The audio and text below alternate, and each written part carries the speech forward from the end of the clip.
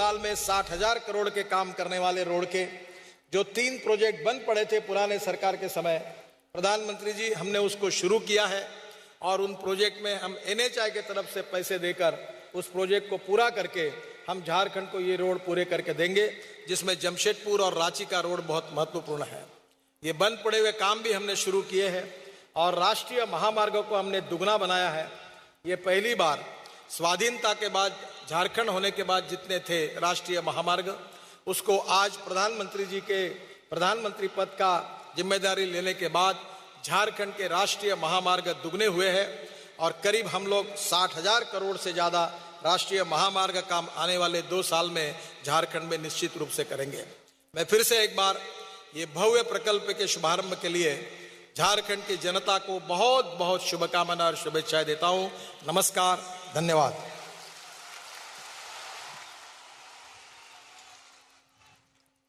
धन्यवाद गडकरी जी। देश में विकास और खुशहाली के जुड़ते बेशुमार आयामों में की बात करें तो बड़ा ही अहम योगदान हमारे राज्य झारखंड का भी है। मेरी इसी बात को और पुख्ता करने के लिए मैं आमंत्रित करूंगा झारखंड के माननीय मुख्यमंत्री श्री रघुवर दास जी से।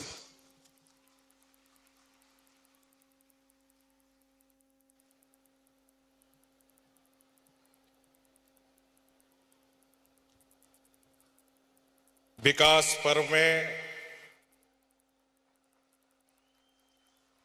लाखों की संख्या में पहुंचे सभी हमारे भाई बहन को झारखंड का जोहार। मनिहारी गंगा सेतु शिलान्यास कार्यक्रम में उपस्थित भारत के भाग्य निर्माता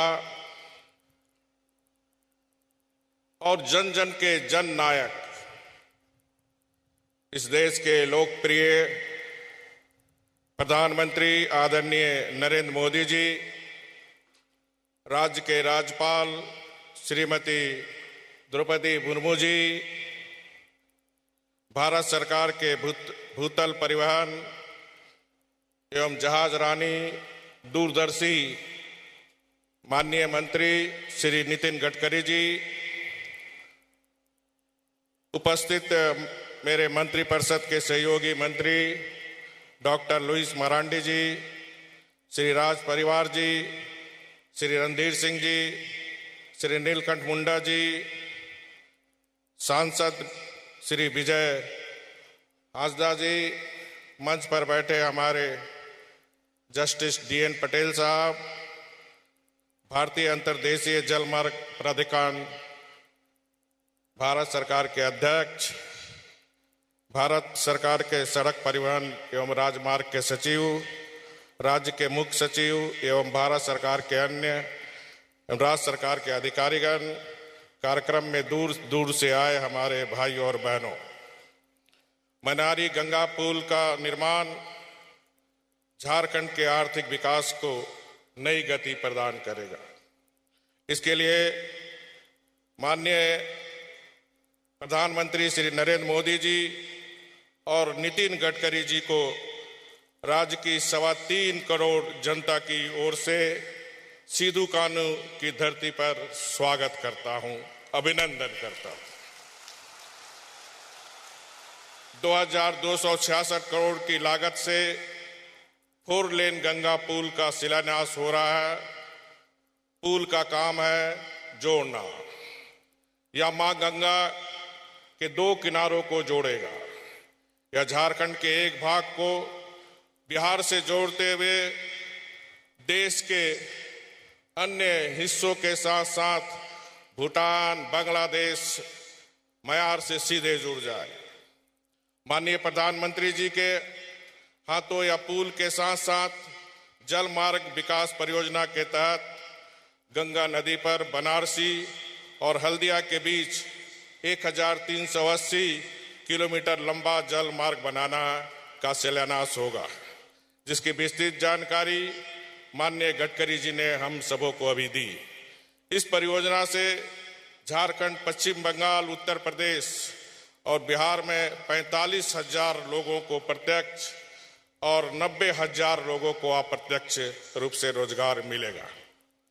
मुझे विश्वास है कि इन 2 योजनाओं से संथाल परगना, जो देश की आज़ादी के 70 वर्ष बीतने के बाद भी संथाल परगना में राजनीति काफी हुई, लेकिन इस संथाल परगना विकास में पीछे थे और इस संथाल परगना के जो बड़े अभाव हैं इस 2 परियोजनाएं से निश्चित रूप से पूर्ति करेगी, जिससे यहाँ उद्योग धंधे लगेंगे, धंधे पनपेंगे, लोगों को रोजगार मिलेगा। साथ ही संथाल परगना के सुरंगीन विकास के उद्देश्य से गोविंदपुर, जामताड़ा, दुमका, बरहेट, साहेबगंज पथ परियोजना का उद्घाटन माननीय प्रधानमंत्री जी के द्वारा किया जाएगा। इस 311 किलोमीटर पथ के निर्माण पहले धनबाद से साहेबगंज पहुंचने में 10-12 घंटा का समय लगता था, लेकिन पथ निर्माण होने से 5 घंटे में ही यह दूरी तय की जा सकेगी। पूरे संथाल परगना का आर्थिक एवं सामाजिक विकास होगा। साथ ही गंगा नदी पर 4 लेन निर्माण से इसकी उपयुक्तता में बढ़ोतरी होगी, क्योंकि यह NH 31 के जरिए पूर्वोत्तर राज्य के साथ साथ नेपाल, भूटान एवं दक्षिण पूर्व एशिया को जोड़ने वाला मुख्य मार्ग होगा। माननीय प्रधानमंत्री जी, हमारे राज्य में किसी वस्तु का अभाव नहीं है। यहाँ पूंजी है, प्रतिभा है, परिश्रम है, प्राकृतिक संसाधन है, मेहनती किसान है, नौजवान है, महिलाएं हैं। जरूरत थी ईमानदारी की। हमारी सरकार पूरी ईमानदारी से आपके नेतृत्व में राज्य की जनता की सेवा में लगी हुई है। माननीय प्रधानमंत्री जी, झारखंड में पुरुषों के साथ साथ यहाँ की महिलाएं काफी मेहनतकश है। खासकर हमारी आदिवासी बहनें और भी मेहनती है। कृषि से लेकर पशुपालन, घर द्वार सब देखती है। महिलाओं के सशक्तिकरण एवं सामाजिक आर्थिक सुरक्षा की दिशा में सखी मंडल महत्वपूर्ण भूमिका निभा रही है। सखी मंडल को और जिम्मेदारी दी जा रही है। भारत सरकार के आपका जो सपना है डिजिटल इंडिया और कैशलेस इंडिया, उस डिजिटल झारखंड और कैशलेस झारखंड को बढ़ावा देने के लिए राज्य सरकार प्रत्येक सखी मंडल को एक स्मार्टफोन यानी 1 लाख सखी मंडल को आज निःशुल्क स्मार्टफोन प्रदान किए जाएंगे, ताकि डिजिटल झारखंड और नकद रहित भुगतान अभियान को सुदूरवर्ती गांव में बढ़ावा मिल सके। पहली बार राज्य सरकार ने प्रत्येक गांव में महिलाओं को उद्यमी बनाने के लिए उद्यमी सखी मंडल का गठन कर रही है और इसके लिए मुख्यमंत्री उद्यमी एवं कुटीर उद्यम विकास बोर्ड का गठन किया गया है। हमारे राज्य में 32,000 गांव हैं। हर गांव में एक उद्यमी सखी जो हमारे बोर्ड में रहेगा, उस सखी उद्यमी का कर्तव्य रहेगा कि अपने गांव में 15 महिलाओं को सखी मंडल से जोड़ना। और हमारी सरकार ने इस जो झारखंड के महिलाएं हैं, जो नौजवान हैं, उसको स्किल्ड करने के लिए झारखंड सरकार ने भी 700 करोड़ रुपये बजट पे रखा, ताकि स्किल्ड करके इस राज्य की जो इस समृद्ध राज्य की गोद में जो गरीबी पलती है, उस गरीबी को समाप्त करने के लिए स्किल्ड करके हम अपने महिलाओं और नौजवान को यही रोजगार देने का काम करेंगे। इसी तरह राज्य सरकार खेती के साथ साथ पशुपालन को भी बढ़ावा दे रही है। मछली उत्पादन में अगले वर्ष राज्य आत्मनिर्भर बन जाएगा। दूध उत्पादन के लिए ज्यादा डेयरी फार्म की स्थापना की जा रही है। अभी भी हमारे राज्य में 400 करोड़ रुपए का दूध बाहर से आता है और इसलिए हमने आदिवासी बहनों को 90% सब्सिडी में 2 गाय देने का काम किया और नौजवानों को 50% में हम डेयरी फार्म खोलने के लिए उन्हें आकर्षित कर रहे हैं, ताकि हम इस दूध के मामले में श्वेत क्रांति झारखंड में ला सके। और इसी के लिए साहेबगंज में 34 करोड़ की लागत से 50,000 लीटर क्षमता वाले डेयरी प्लांट का भी शिलान्यास किया जा रहा है। विलुप्त हो जा रही आदिवासी आदिम जनजाति को मुख्य धारा में लाने के लिए आदिम जनजाति बटालियन का गठन कर लिया गया है, जिसमें से 956 अभ्यर्थियों का चयन हुआ। इनमें 679 पुरुष एवं 200 52 महिला उम्मीदवार नियुक्त हुए हैं, जिन्हें आज माननीय प्रधानमंत्री जी द्वारा नियुक्त पद सौंपे जाएंगे। आदिम जनजाति के प्रत्येक परिवार को 600 रुपया प्रति माह पेंशन देने का सरकार, जो हम अपने विलुप्त जाति को बचाने के लिए काम हमारी सरकार कर रही है। उसी तरह हम लोग ने 17-18 के बजट में जो आदिम जनजाति कि जो हमारे परिवार हैं, उनको डकिया योजना के तहत 35 किलो अनाज सीधे उनके घर तक पहुंचाने का काम सरकार कर रही है और इसकी शुरुआत 3 अप्रैल को हो चुकी है। उसी तरह राज्य के हर गांव में बिजली की सुविधा उपलब्ध कराने को लेकर राज्य सरकार कृत संकल्पित है। हमारा प्रधानमंत्री जी का देशवासियों से वादा है कि 2019 तक हर घर में बिजली पहुंचे और उसके मार्गदर्शन के अनुसार पर राज्य सरकार 2018 तक बिजली से वंचित राज्य के 32,000 गांवों में घर घर बिजली पहुंचाने का लक्ष्य निर्धारित किया है। उस दिशा में कार्य चल रहा है।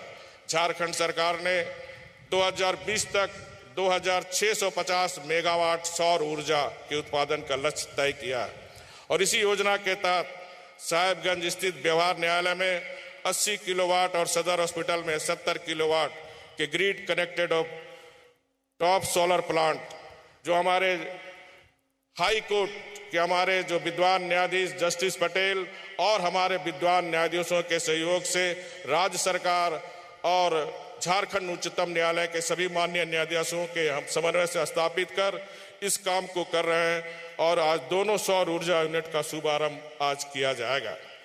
सरकार जन सहभागिता से विकास कार्य करना चाहती है। यही वजह है कि सरकार ने योजना बनाओ अभियान प्रारंभ किया ताकि गांव में होने वाली विकास योजनाएं गांव वाले ही आपसी सहमति से बनाएं। इस संथाल परगना में बिचौलिया हावी है और इस बिचौलिया को समाप्त करने के लिए हम शासन में अधिक से अधिक जनता को जोड़ना चाहते हैं। पंचायत को हम लोग ने पूर्ण अधिकार दिए। पूरे राज्य में मुखिया के हाथों को मजबूत करने के लिए पंचायत सचिवालय का गठन किया गया है।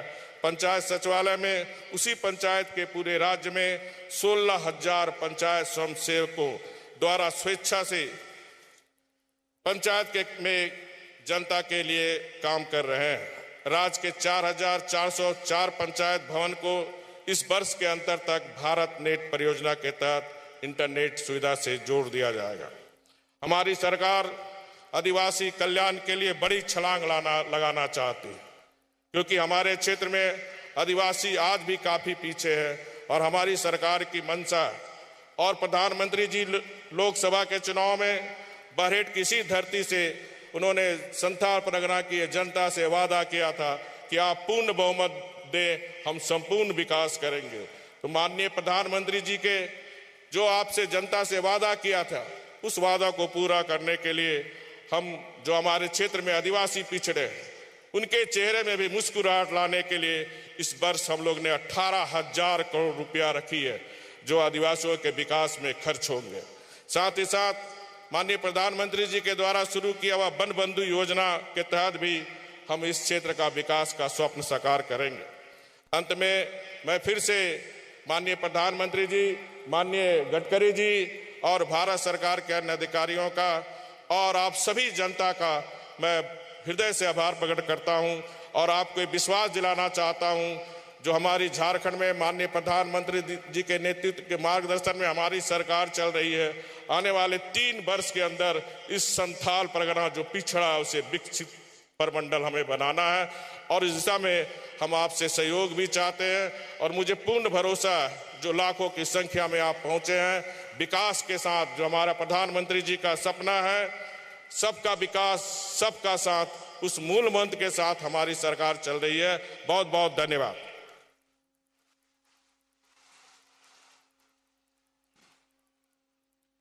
धन्यवाद माननीय मुख्यमंत्री जी। और अब मैं आग्रह करूंगा प्रधानमंत्री जी से कि वो अपने मुबारक हाथों से मंच की दोनों ओर रखे राज्य में योजनाओं के शिलान्यासों और लोकार्पणों के प्रतीक फ्लैग्स का बटन दबाकर अनावरण करें, ताकि पूरा विश्व जान सके कि आपके मार्गदर्शन में हमारा झारखंड विकास की दिशा में कितना अग्रसर है। माननीय प्रधानमंत्री जी।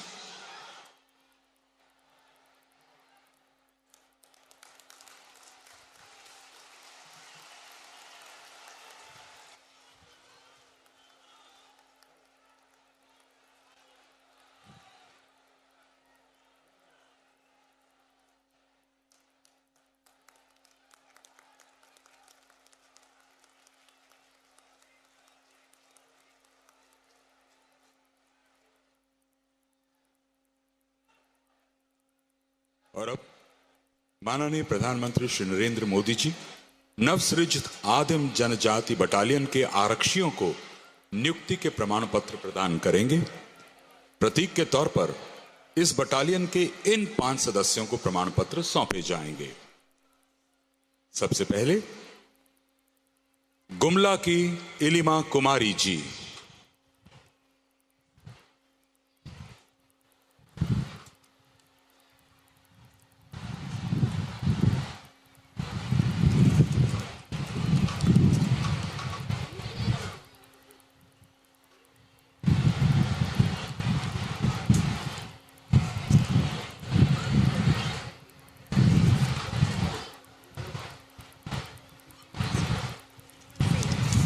जी हां, नियुक्ति पत्र प्रदान करेंगे हमारे माननीय प्रधानमंत्री। प्रतीक के तौर पर इस बटालियन के इन 5 सदस्यों को प्रमाण पत्र सौंपे जाएंगे। सबसे पहले गुमला की इलिमा कुमारी जी।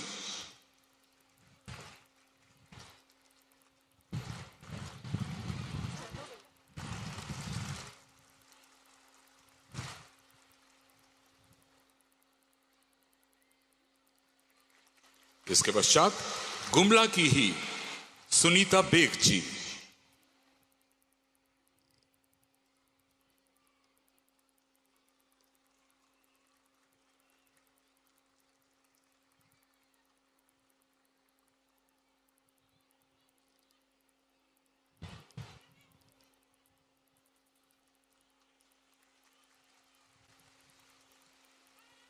गुमला की लहरी कुमारी असुर जी,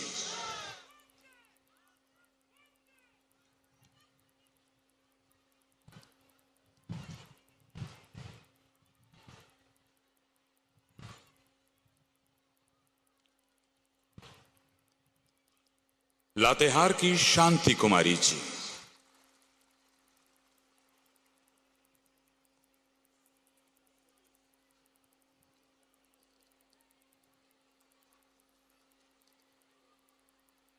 गोड्डा की उषा कुमारी जी,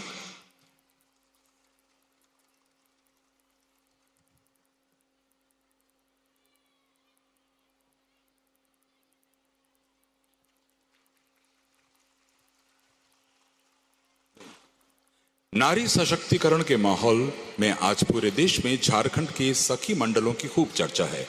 लेस कैश और डिजिटल झारखंड अभियान को बढ़ावा देने के लिए सखी मंडल के उद्यमियों के बीच 1 लाख स्मार्टफोन्स बांटे जाएंगे और प्रतीक स्वरूप इस मंच पर श्री नरेंद्र मोदी अपने हाथों से सखी मंडल की इन 5 सदस्यों को स्मार्टफोन प्रदान करेंगे।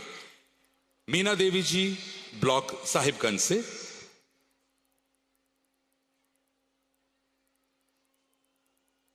उर्मिला सोरेन जी ब्लॉक जमशेदपुर से, रिजरेन टोपो जी ब्लॉक रांची से, सुनीता कच्छप जी ब्लॉक खूंटी से,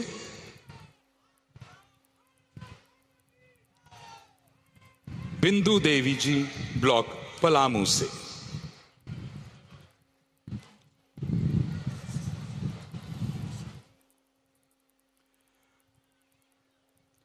और अब देवी और सज्जनों, वो घड़ी आ पहुंची है जिसके लिए आप बहुत देर से प्रतीक्षा कर रहे थे।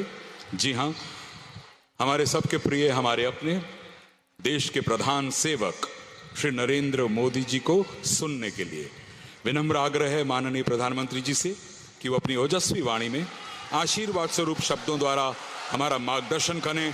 माननीय प्रधानमंत्री श्री नरेंद्र मोदी जी।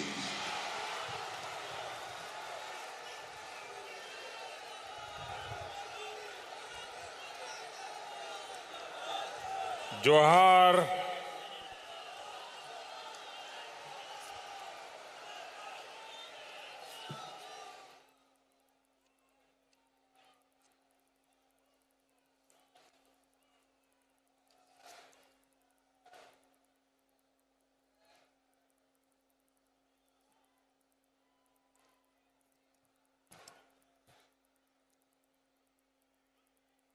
मंच पर विराजमान झारखंड के राज्यपाल श्रीमती द्रौपदी मुर्मू जी, यहाँ के लोकप्रिय मुख्यमंत्री श्रीमान रघुवर दास, केंद्र में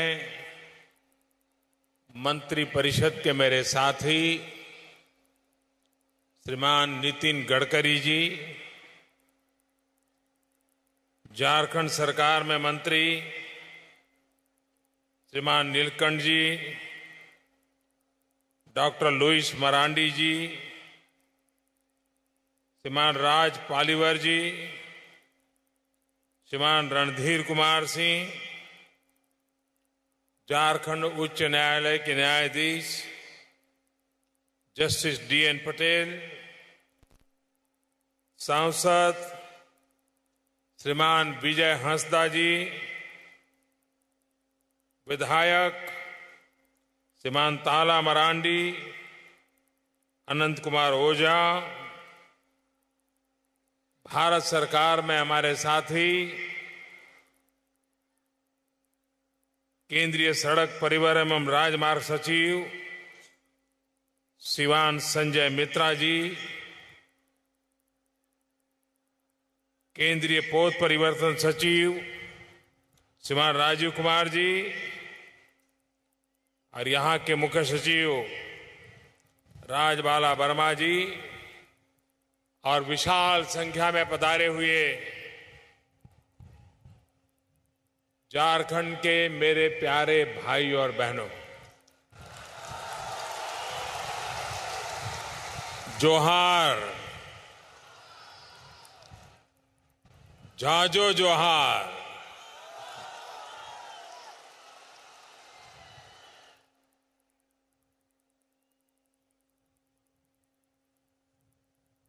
सांताल हुन रेन बीर सिदो कानू तिकिनाक जोनोम जायगाय डोबोक आकाना झारखंड राज्य रेनाक ओना धारती ओकारे गोगो गंगा रेनाक दाक सेकेज सेकेज आतुकान ओना डोबोक आकान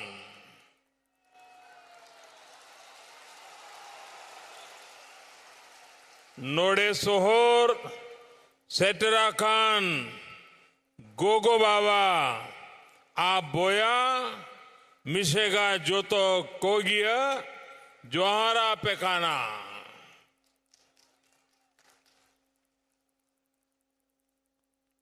भाइयों बहनों, आज सांथाल की धरती पर आने का मुझे सौभाग्य मिला है। भगवान बिरसा मुंडा, चांद भैरव, नीलांबर पीतांबर जैसे वीर सपूतों की ये धरती, इस धरती को मैं नमन करता हूं और इस धरती के वीर नागरिकों का भी मैं हृदय से अभिवादन करता हूं।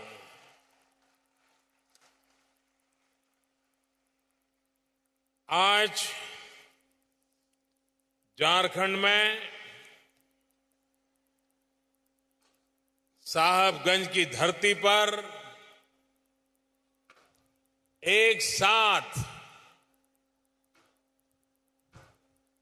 सप्तधारा विकास की योजनाओं का शुभारंभ हो रहा है।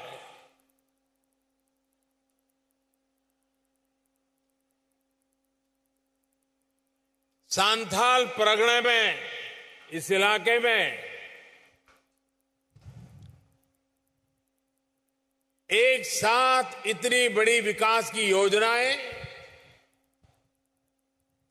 शायद आजादी के बाद किसी एक कार्यक्रम के तहत इस क्षेत्र के विकास के लिए उठाए कदम पहली बार होते होंगे ऐसा मैं मानता हूं।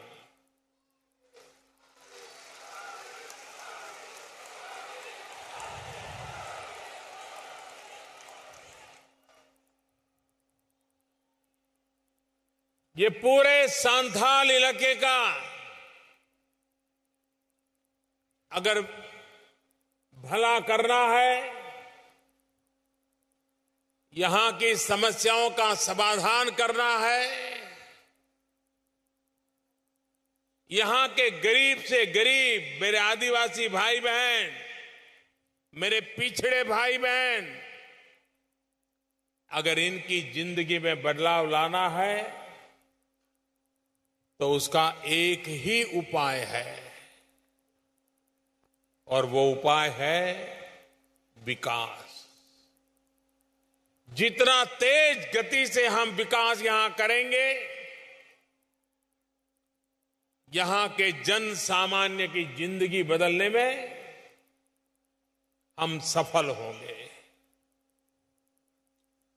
आज एक बहुत बड़ा महत्वपूर्ण कार्यक्रम जो झारखंड और बिहार को जोड़ रहा है,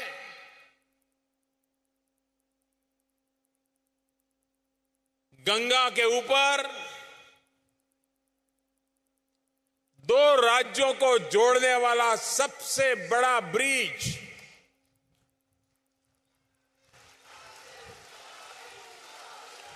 2200 करोड़ रुपयों से ज्यादा लागत,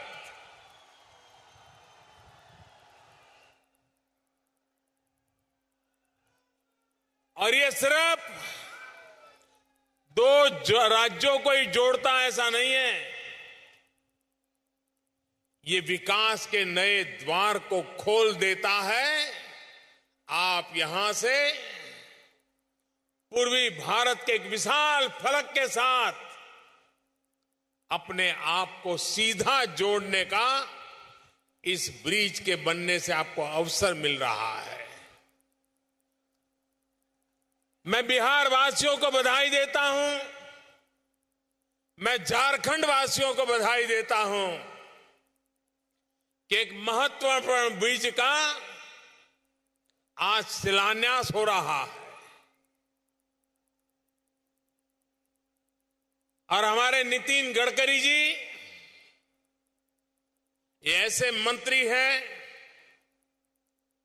जो समय सीमा में काम करवाने में बहुत कुशल है, और इसलिए मेरा पक्का विश्वास है कि जिस तारीख को इसका लोकार्पण तय होगा, उस तारीख को करने की सीमा रेखा में पूरा काम पूरा करवा देंगे। ये कार्य लटकते हुए काम नहीं रहेंगे।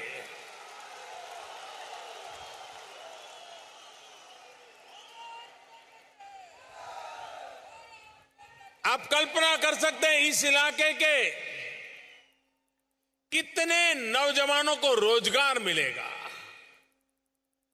और अपने ही जनपद में शाम को अगर घर लौट के जाना है तो आसानी से जा सके, वहां उनका रोजगार भी होगा।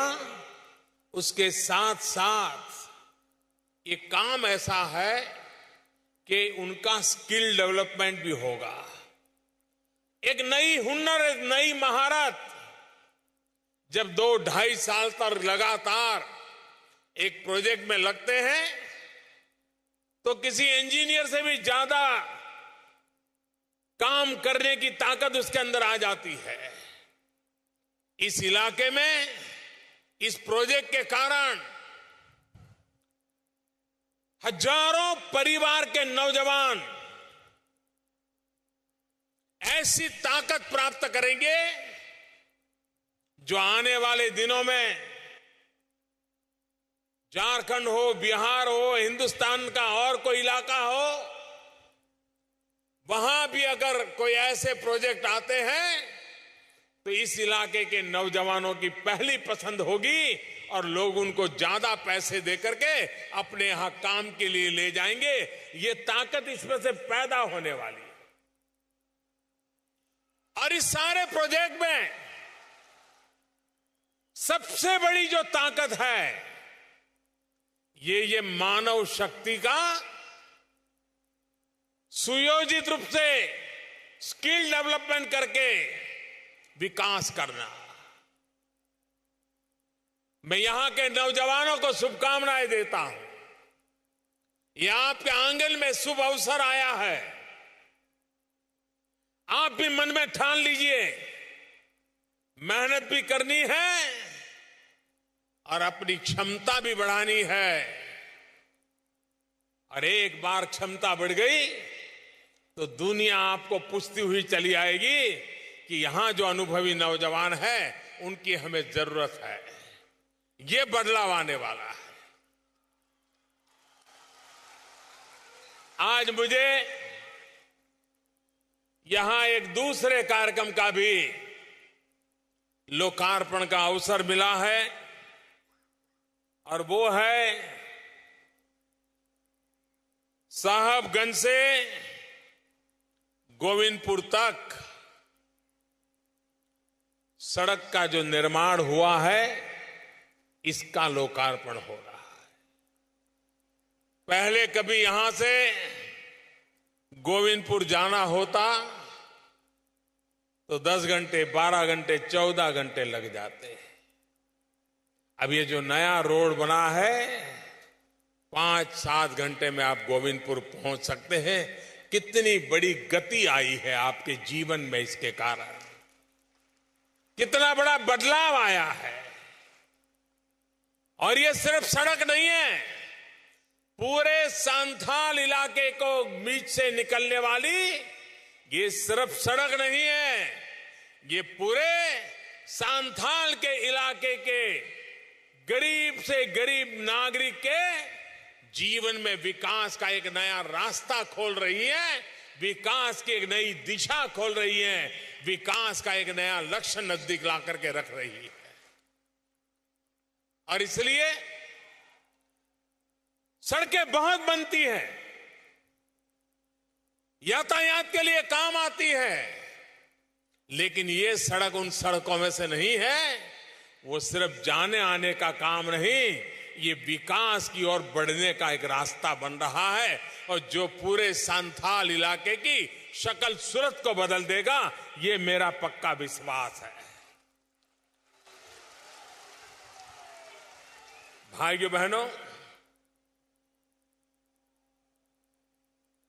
नदी को हम मां कहते हैं और मां हमें सब कुछ देती है, लेकिन कभी कभी ऐसी भी कहावत कही जाती है कि मांगे बिना मां भी नहीं परोसती है। गंगा मां सदियों से इस पूरे क्षेत्र को नवपल्लवित करती रही है, ये जीवन धारा के रूप में बह रही है। लेकिन बदलते युग में ये मां गंगा हमारे जीवन को एक नई ताकत भी दे सकती है। 21वीं सदी के विश्व में ये मां गंगा झारखंड को दुनिया से सीधा सीधा जोड़ने की दिशा में हम आगे बढ़ना चाहते हैं। क्या कभी आपने कल्पना की थी समुद्री तट के जो शहर होते हैं, राज्य होते हैं, वे तो अपने आप दुनिया से जुड़ जाते हैं,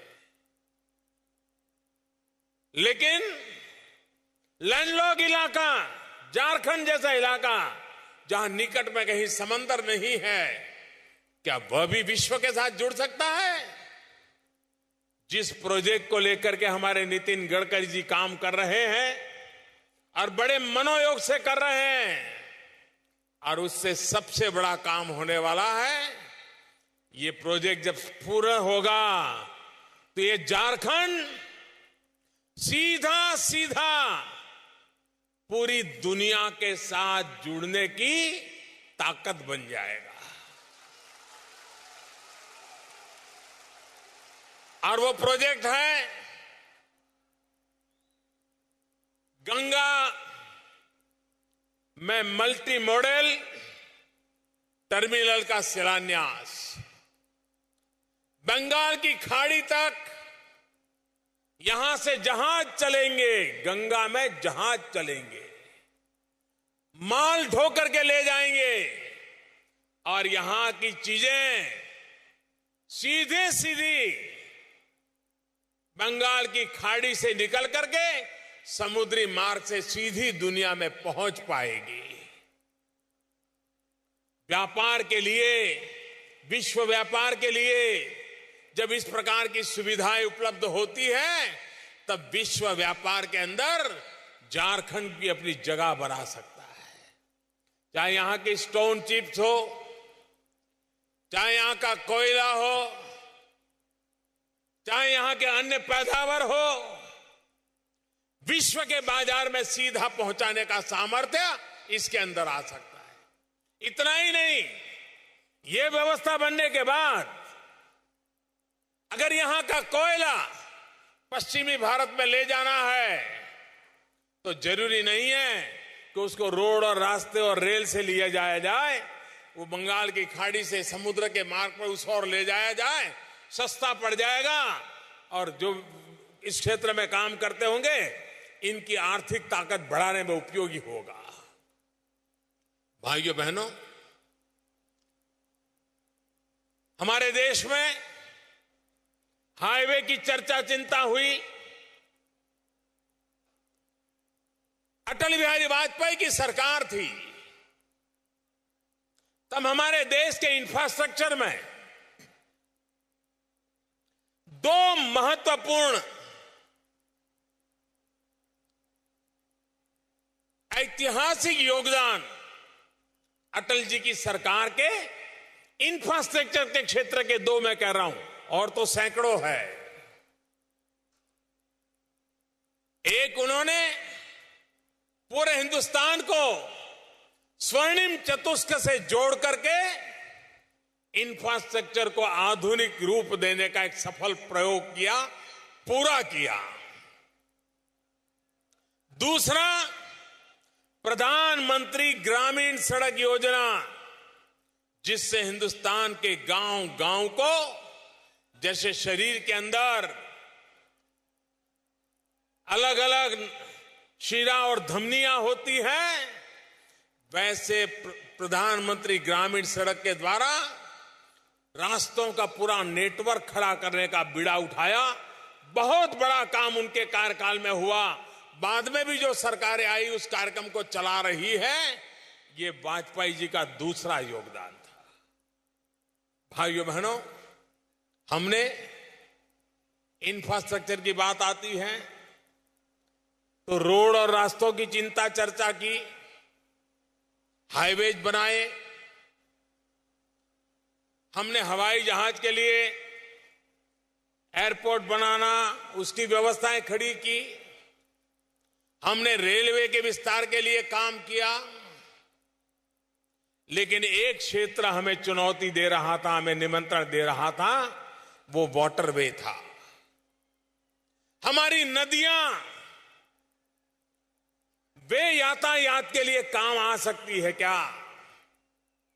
वर्तमान सरकार ने नितिन गडकरी जी के नेतृत्व में एक ऐतिहासिक नया फैसला लिया है कि हमारे देश की जो पानी से भरी हुई नदियां हैं, उसमें यातायात करके कम खर्चे में माल ढोने का पूरा अभियान चले और उसी के तहत बनारस से हल्दिया तक कार्गो ले जाने के लिए पूरी व्यवस्था विकसित हो रही है। झारखंड को बंगाल की खाड़ी तक जोड़ा जा रहा है। यहां से जहाज चलेंगे, नदी में छोटे छोटे नाव तो हमने बहुत देखे हैं, हजारों टन माल उठा करके ले जाने वाले जहाज चलेंगे आप कल्पना कर सकते हैं विकास का कौन सा नया क्षेत्र हमारे सामने उभर करके आ रहा है। तो हाईवे है, एयरवेज है, रेलवेज है, अब आपके सामने है वाटरवे। ये वाटरवे, इसका एक शुभारंभ, शिलान्यास का आज काम हो रहा है। हजारों करोड़ की लागत आने वाली है। भारत में ये पूरा अभियान नए सिरे से हो रहा है और इसलिए उसका एक कौतुक भी होने वाला है। आने वाले दिनों में अर्थशास्त्री इस पर लिखने वाले हैं, इस पर चर्चा करने वाले हैं कि भारत इंफ्रास्ट्रक्चर में एनवायरमेंट फ्रेंडली इंफ्रास्ट्रक्चर की ओर कैसे आगे बढ़ रहा है। पर्यावरण की भी रक्षा हो, विकास भी हो, यातायात भी हो, गति भी मिले। ये कैसा काम हो, उसकी दिशा में तेज गति से काम बढ़ाने के लिए नितिन जी का डिपार्टमेंट आज काम कर रहा है। मां गंगा सब कुछ दे रही थी, अब एक नई भेंट मां गंगा के द्वारा विकास का एक नया मार्ग हमारे लिए प्रस्तुत हो रहा है। इसलिए मां गंगा का हम जितना ऋण स्वीकार करें इतना कम होगा। भाइयों बहनों, मैं आज झारखंड के मुख्यमंत्री श्रीमान रघुवर दास जी का एक बात के लिए बधाई देना चाहता हूं कि उन्होंने इन सांथाल इलाके के किसानों के लिए, पशुपालकों के लिए एक बहुत बड़ा महत्वपूर्ण कदम उठाया है और वो है डेयरी उद्योग का। पशुपालक को दूध अगर एश्योर्ड कीमत पर बिकेगा तो पशुपालन करेगा, अच्छा पशुपालन करेगा। आज वो पशुपालन करता है, या तो परिवार की दूध की जरूरत पूरी करता है, या तो गांव में अड़ोस पड़ोस में थोड़ा दे देता है, लेकिन इसका कॉमर्शियल मॉडल उसके दिमाग में आता नहीं है। जब डेयरी बन जाती है तो गरीब किसान, गरीब पशुपालक को भी ये पशुपालन, उसके द्वारा दूध उत्पादन और दूध उत्पादन का वैल्यू एडिशन कर करके मार्केट, एक बहुत बड़ी चेन बन जाती है।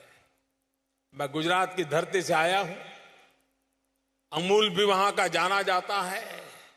हिंदुस्तान का कोई कोना ऐसा नहीं होगा जहां अमूल न पहुंचा हो। ये अमूल है क्या आखिर? किसी जमाने में सरदार वल्लभ भाई पटेल ने, उनके मार्गदर्शन में एक छोटी सी मंडली बनी। कुछ किसानों ने इकट्ठे आकर के दूध इकट्ठा कर करके काम शुरू किया और देखते ही देखते बढ़ता गया और आज अमूल का नाम विश्व में हो गया। आज रघुवर दास जी इस संथाल के गरीब किसानों के लिए, पशुपालकों के लिए उस डेयरी का शिलान्यास कर रहे हैं, जो डेयरी आने वाले दिनों में लाखों परिवारों के पशुओं का दूध, उसकी प्रोसेसिंग, उसका मार्केटिंग, उसका ब्रांडिंग और पशुपालक को दूध की सही कीमत मिले, रोजाना कीमत मिले, उस दिशा में काम करने का फैसला कर रहे हैं। मेरी उनको बहुत बहुत शुभकामनाएं हैं। डेयरी के क्षेत्र में गुजरात के डेयरी उद्योग को काफी अनुभव है। अगर झारखंड को गुजरात से कोई मदद की जरूरत होगी तो मैं जरूर उन लोगों को कहूंगा कि वे भी आपकी मदद करें और यहां के पशुपालक के लिए, यहां के किसानों के लिए एक बहुत बड़ा काम हो जाए, उनके जीवन में एक नया, क्योंकि जमीन कभी कभी कम होती है, लेकिन अगर पशुपालन अच्छा हो तो उसको एक ताकत मिल जाती है। और मैं मुख्यमंत्री जी से और भी कहूंगा कि जैसे उन्होंने डेयरी के काम के लिए एक बीड़ा उठाया है, वे डेयरी के साथ साथ शहद का भी काम कर सकते हैं। मधुमक्खी पालन के द्वारा जो पशुपालक दूध उत्पादन करता है वो शहद भी उत्पादन कर सकता है और डेयरी के मार्ग से शहद भी इकट्ठा किया जा सकता है और शहद का भी ग्लोबल मार्केट बन सकता है। हमारा किसान दूध से भी कमा सकता है, शहद से भी कमा सकता है और खेत की पैदावार से भी कमा सकता है। 12 महीना उसकी कमाई का उसमें गारंटी बन जाता है। मुझे विश्वास है कि रघुवर दास जी ने बड़ी दीर्घ दृष्टि के साथ, आज भले वो छोटा लगे काम, सरदार वल्लभ भाई ने जब प्रेरणा देकर के काम करवाया था बहुत छोटा लगता था, लेकिन वो काम आज दुनिया में मशहूर हो गया। रघुवर दास जी ने जो छोटा सा काम का आरंभ किया है उसकी भावी ताकत कितनी है वो मैं बिल्कुल अपनी आंखों के सामने देख पा रहा हूं और पूरे संथाल इलाके का भाग्य बदलने में, हर पशुपालक किसान का भाग्य बदलने में ये काम आएगी, ऐसा मेरा पूरा विश्वास है। भाइयों बहनों, 2015 2 अक्टूबर मुझे जस्टिस डीएन पटेल जी के निमंत्रण पर खूंटी आने का सौभाग्य मिला था और खूंटी का न्यायालय, खूंटी की कोर्ट, वो देश की पहली सोलार कोर्ट बनी थी। सूर्य शक्ति से प्राप्त बिजली से उस न्यायालय का पूरा कारोबार चल रहा था। आज मुझे खुशी है कि फिर से एक बार साहबगंज में एक सरकारी व्यवस्था का परिसर और दूसरा न्यायालय, दोनों पूर्ण रूप से सूर्य शक्ति से चलने वाले इकाइयां बन रही हैं।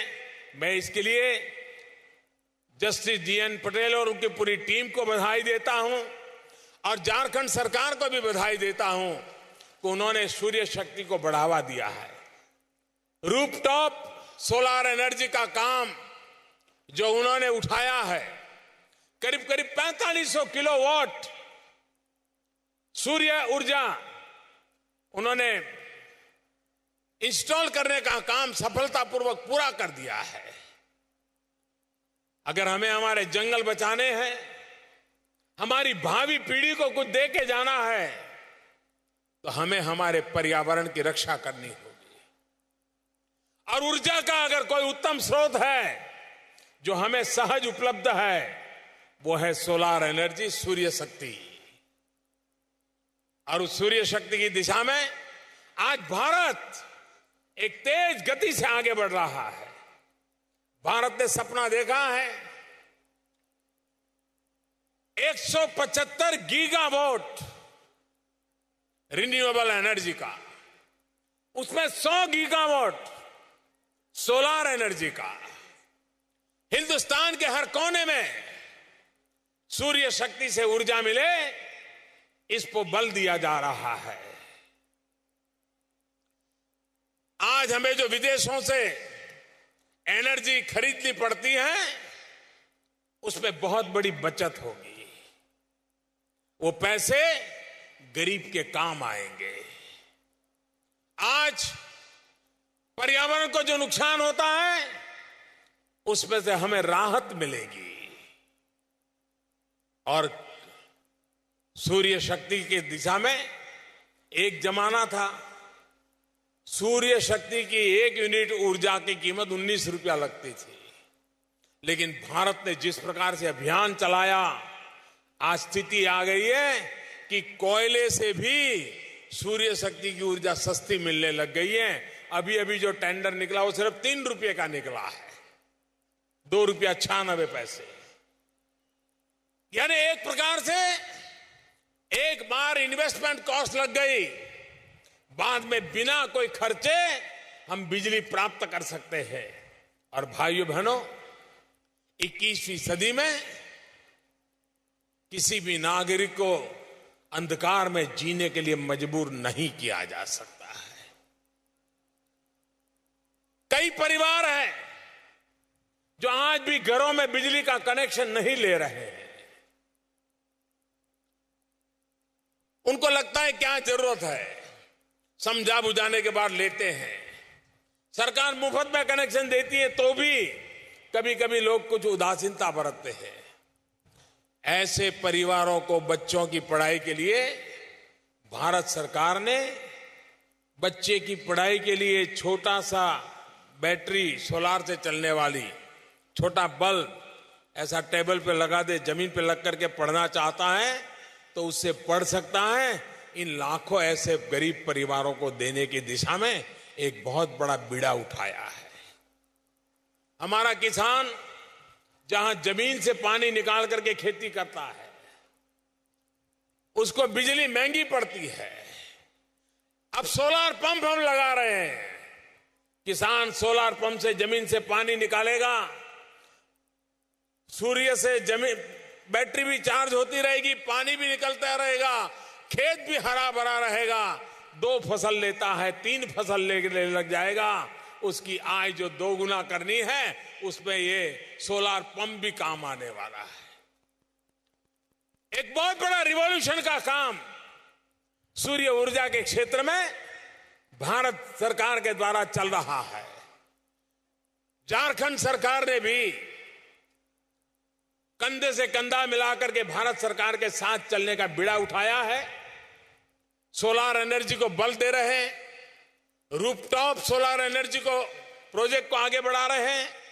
मैं इसके लिए भी झारखंड को बधाई देता हूं और मैं देशवासियों से भी कहूंगा कि हम ऊर्जा के क्षेत्र में संवेदनशील बने, हम ऊर्जा के महत्व को समझे और भावी जीवन के रक्षा को भी समझे। अभी पूरे देश में एलईडी बल्ब का एक अभियान चल रहा है। अगर कोई सरकार अपने बजट में ये कह दे कि हम 10,000 करोड़ रुपया लगाते हैं और ये 10,000 करोड़ रुपया लोगों को बांट देंगे तो वाहवाही हो जाएगी, तालियां बजेगी, अखबार में हेडलाइन छपेगी, वाह मोदी कितना अच्छा प्रधानमंत्री है, 10,000 करोड़ रुपया लोगों को बांटने वाला है। भाइयों बहनों, आप सबके सहयोग से हमने एक ऐसा काम किया है जो 10,000 करोड़ से भी ज्यादा आपकी जेब में पहुंचा रहा है, हिंदुस्तान के नागरिकों की जेब में पहुंचा रहा है। क्या किया? एलईडी बल्ब लगाइए, बिजली बचाइए, बिजली का बिल कम कीजिए और आपका किसी का साल का 250 बचेगा, किसी का साल का 1,000 बचेगा, किसी का साल का 2,000 रुपया बचेगा। वो गरीब बच्चों को दूध पिलाने के लिए काम आ जाएगा, गरीब बच्चों को कुछ शिक्षा दीक्षा देने के लिए काम आ जाएगा। हम जब सरकार में आए तब एलईडी बल्ब 350-400 रुपए में बिकता था। आज वो एलईडी बल्ब 50-60 रुपए में बिकने लग गया और देश में सरकार के द्वारा 22 करोड़ बल्ब वितरित कर चुके हैं और लोगों ने अपने आप किया है। दोनों मिलाकर के करीब करीब 50 करोड़ नए एलईडी बल्ब लोगों के घरों में लग चुके हैं और इससे जो बिजली की बचत हुई है वो करीब करीब 11,000 करोड़ रुपए से ज्यादा है। ये 11,000 करोड़ रुपया जो बिजली का वपराश करने वाले लोग हैं उनकी जेब में बचने वाला है। कितना बड़ा रिवॉल्यूशन आता है अगर हम छोटे से बदलाव से काम कर सकते हैं। तो बिजली बचाना, दूसरी तरफ सूर्य ऊर्जा का उपयोग करना, एक प्रकार से सस्ते से सस्ती बिजली की दिशा में जाना। तो एक 360 डिग्री जिसको कहे वैसा पूरा ऊर्जा का एक पूरा नेटवर्क बना करके काम आज सरकार कर रही है और उसका भी आपको लाभ मिलेगा। मैं आज मेरे सामने यहां नौजवान देख रहा हूं, उनके सर पर टोपी है, टोपी पे फीले फूल लगे हुए हैं, बड़े शानदार दिख रहे हैं। ये हमारे आदिम जाति के बच्चे हैं, ये पहाड़िया समाज के बच्चे हैं। उनके परिवार में अभी तक किसी को सरकार के अंदर काम करने का सौभाग्य नहीं मिला है। सब लोग ताली बजा करके इनका अभिनंदन कीजिए।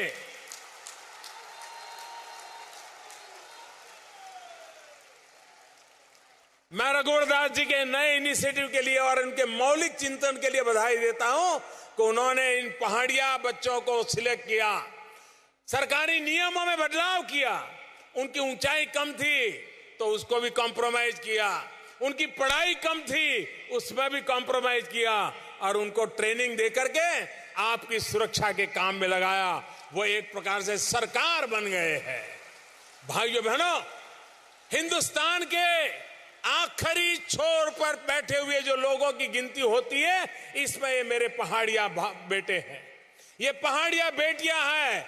आज वो मुख्य धारा में आ रही है, विकास की मुख्य धारा में जुड़ रही है। और मैं देख रहा था वो बेटियां जब अपना सर्टिफिकेट लेने आई थी, उनका आने का तरीका, उनका सैल्यूट करने का तरीका, उनका अपना मेरे सवालों के जवाब देने का तरीका, उनका कॉन्फिडेंस देख करके मुझे लग रहा है ये हमारी शान और शौकत बन जाएंगे। ये पहाड़िया बिरादरी के मेरे साथी, ये सारे मेरे नौजवान ये झारखंड के भाग्य को सुरक्षा देने वाली एक नई ताकत बन जाएंगे। फिर एक बार इनके लिए तालियां बजा करके गौरव कीजिए, रघुवर दास जी का अभिनंदन कीजिए। उन्होंने इतना बड़ा महत्वपूर्ण काम किया है। समाज के आखिरी छोर पर जो आदिवासियों से भी गरीब है, आदिवासियों से भी पछात है, 4-4 पीढ़ी तक जिसको स्कूल में जाने का अवसर नहीं मिला है, ऐसे सारे बच्चे आज हमारे सामने हैं। इससे कितना आनंद होता है। आज जीवन धन्य हो गया इन बालकों को देखते हुए, और यही मेरा नए भारत का नींव बनने वाली है। भाइयों बहनों, यही मेरा न्यू इंडिया है। देश का गरीब से गरीब भारत की विकास यात्रा में जुड़ जाएगा, इसका ये उदाहरण है। भाइयों बहनों, कुछ महिलाएं आज मंच पे आई थी।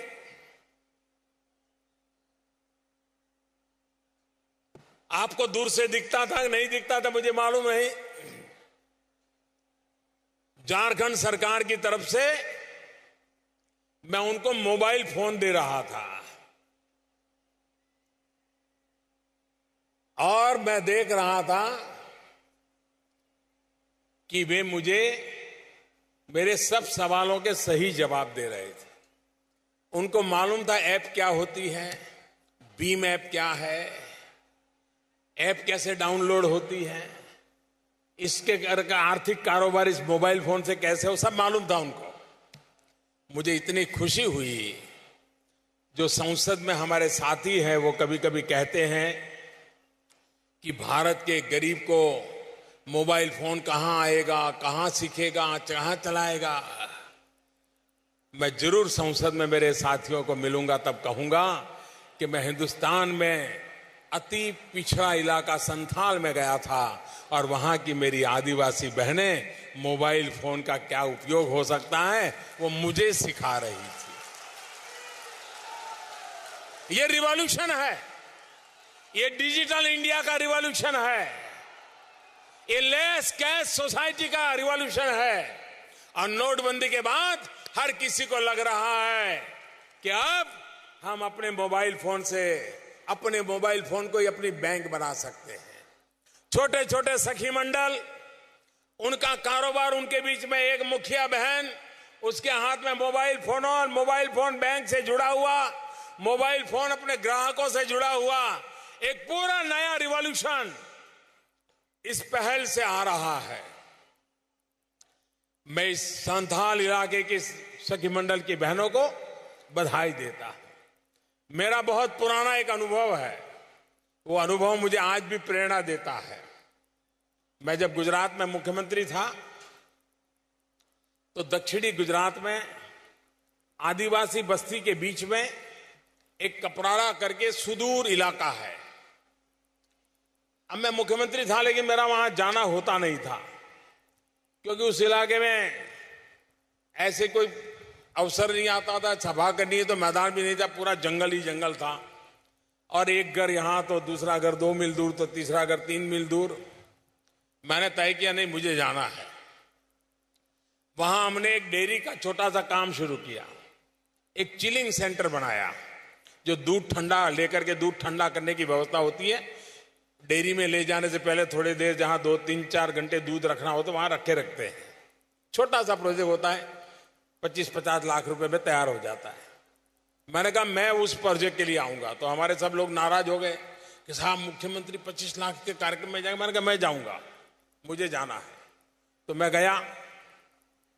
अब वो जगह ऐसी थी, जनसभा तो हो नहीं सकती। जनसभा 3-4 किलोमीटर दूर स्कूल के मैदान में थी। लेकिन उन्होंने दूध भरने के लिए जो महिलाएं आती हैं, वो अपने बर्तन में दूध लेकर के आई हुई थी। वो चिलिंग सेंटर पे आई थी, दूध वगैरह भरने का कार्यक्रम हो गया। और बाद में मैंने देखा कि वो महिलाओं ने अपना जो बर्तन था बाजू में रख दिया था और वो मोबाइल फोन से मेरी फोटो ले रही थी। करीब करीब 30 महिलाएं थी, हर एक के हाथ में मोबाइल था और वो भी फोटो निकालने वाला मोबाइल था। वो फोटो निकाल रही थी। तो मैं उनके पास चला गया। मेरे लिए बड़ा अजूबा था, इतने बैकवर्ड इलाके में आदिवासी महिलाएं दूध भरने के लिए आई हैं, गांव में किसान है। तो मैंने जाकर के पूछा आप क्या कर रही है? तो बोले आपका फोटो निकाल रहे हैं। तो मैंने कहा फोटो निकाल के क्या करोगी? तो बोले इसको हम डाउनलोड करवाएंगे। मैं हैरान था उनके मुंह से डाउनलोड शब्द सुन करके। कभी कभी बड़े बड़े लोगों को भी पता नहीं होता है कि भारत के सामान्य मानवी में विज्ञान, टेक्नोलॉजी, आधुनिकता पकड़ने की ताकत कितनी बड़ी होती है। और मैंने आज यहां दोबारा एक बार इन मेरी आदिवासी बहनों के पास देखा। उन्होंने कहा कि हम डिजिटल रिवॉल्यूशन की धारा बन जाएंगे, हम इस काम को करके रहेंगे। मैं इन सभी सखी मंडलों को और मोबाइल फोन की कनेक्टिविटी के द्वारा एक डिजिटल क्रांति के सैनिक बनाने का जो अभियान चला है, इसके लिए मैं झारखंड सरकार को भी बहुत बहुत बधाई देता हूं। युग बदल चुका है, बदले युग में हम कैसे आगे बढ़ना चाहिए, उस दिशा में हमने चलना होगा। भाइयों बहनों, हिंदुस्तान का गरीब सम्मान के साथ जीना चाहता है। हिंदुस्तान का आदिवासी, दलित, पीड़ित, शोषित, वंचित सम्मान के साथ जिंदगी जीना चाहता है। वो किसी की कृपा पर चीजें ढूंढता नहीं है। उसका नौजवान कह रहा है कि मुझे अवसर दीजिए, मैं अपनी भाग्य रेखाएं खुद लिख दूंगा। ये ताकत मेरे इन गरीब आदिवासी लोगों के बच्चों में होती है, दलित, पीड़ित, शोषित के बच्चों में होती है। और मेरी पूरी शक्ति इन बच्चों के पीछे मैं लगा रहा हूं, इन नौजवानों के पीछे लगा रहा हूं, ताकि वो ही भारत के भाग्य बदलने के लिए एक नई ताकत के रूप में जुड़ जाएंगे, एक नई ताकत के रूप में देश का भाग्य बदलने में जुड़ जाएंगे और हिंदुस्तान का भाग्य बदलने में वो ताकत के रूप में काम आएंगे। भाइयों बहनों, भ्रष्टाचार ने, काले धन ने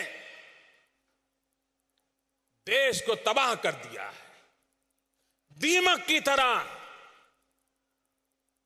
एक जगह पे बंद करो तो दूसरी जगह पे निकल आता है, दूसरी जगह पे सफाई करो तो तीसरी जगह पे निकल आता है। लेकिन आप सबके आशीर्वाद से भ्रष्टाचार और काले धन के खिलाफ लड़ाई जारी रहेगी। भाइयों बहनों, जिन्होंने गरीबों को लूटा है उन्हें गरीबों को लौटाना ही पड़ेगा, तब तक मैं चैन से बैठने वाला नहीं हूं।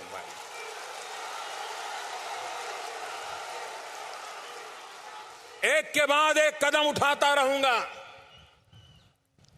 और इसलिए भाइयों बहनों, आप जो मुझे आशीर्वाद दे रहे हैं, बेईमानदारी की लड़ाई के लिए आशीर्वाद है।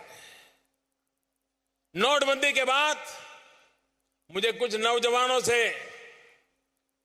बातचीत का अवसर मिला।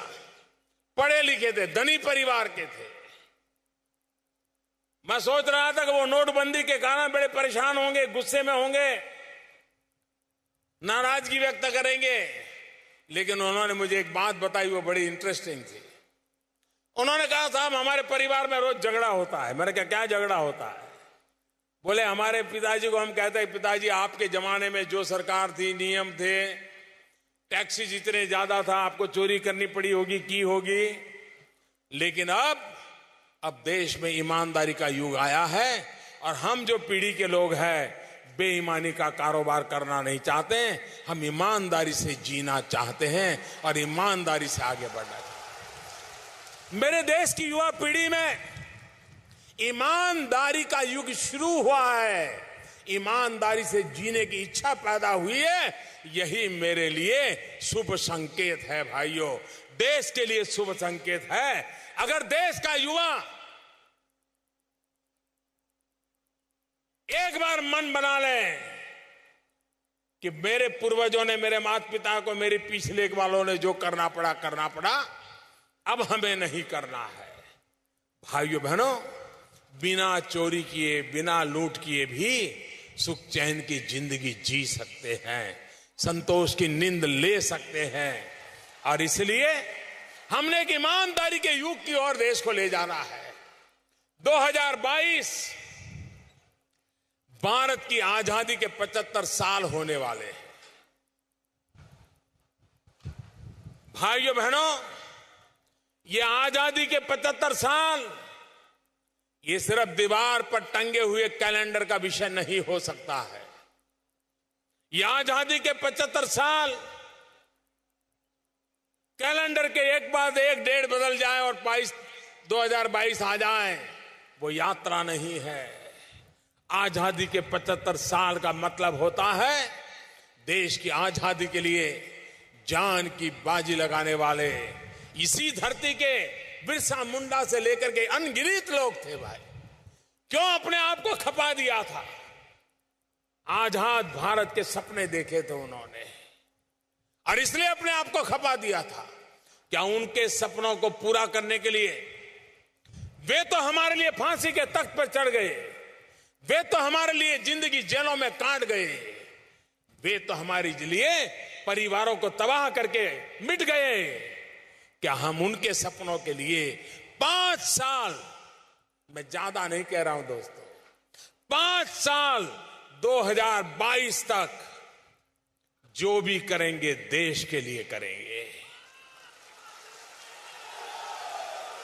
कुछ न कुछ करेंगे तो देश के लिए करते रहेंगे और देश की भलाई के लिए करेंगे। ये सपना 125 करोड़ देशवासियों का हो, 125 करोड़ देशवासियों का एक एक संकल्प हो कि आजादी के 75 साल होंगे, 5 साल बाकी है, 5 साल में मैं देश को, समाज को ये दे करके रहूंगा। अगर एक हिंदुस्तानी एक संकल्प लेकर के एक कदम आगे बढ़ता है, 2022 आते आते हिंदुस्तान 125 करोड़ कदम आगे बढ़ जाएगा दोस्तों। ये ताकत है हमारी और इसलिए समय की मांग है कि हम अभी से सरकार में है तो सरकार में, विभाग में बैठे तो विभाग में, नगर पालिका में बैठे हैं तो नगर पालिका, नगर पंचायत तो नगर पंचायत, स्कूल है तो स्कूल में, गांव है तो गांव में, मोहल्ला है तो मोहल्ले में, जाति हो तो जाति में, परिवार में तो परिवार में, कोई न कोई संकल्प करे कि 2022 तक यहां पहुंच के ही रहना है, करके रहेंगे।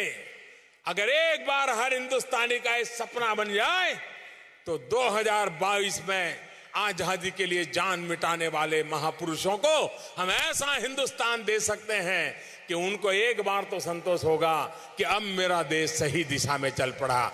जिस देश के लिए मैंने जिंदगी खपा दी थी वो मेरा देश आगे बढ़ चला, उस सपने को लेकर के आगे चलना है। इसी एक कामना के साथ मैं फिर एक बार झारखंड की धरती को नमन करता हूं, भगवान बिरसा मुंडा की धरती को नमन करता हूं। मैं इन पार्टियां नौजवानों को बहुत बहुत बधाई देता हूं। मैं झारखंड की जनता को शुभकामनाएं देता हूं। मां गंगा को प्रणाम करते हुए ये जो नया हमने अभियान छेड़ा है, मां गंगा के आशीर्वाद बने रहेंगे। हम एक नई, इस पूरे भूभाग में नई आर्थिक क्रांति मां गंगा के भरोसे लाएंगे। इसी एक अपेक्षा के साथ आप सबका बहुत बहुत धन्यवाद, बहुत बहुत शुभकामनाएं।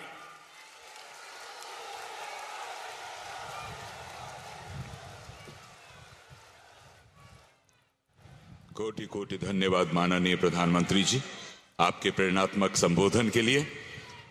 और अब यहां पर पधारे सभी देवियों और सज्जनों का आभार व्यक्त करने के लिए धन्यवाद प्रस्ताव के लिए मैं आग्रह करूंगा क्षेत्र के विधायक माननीय अनंत ओझा जी से।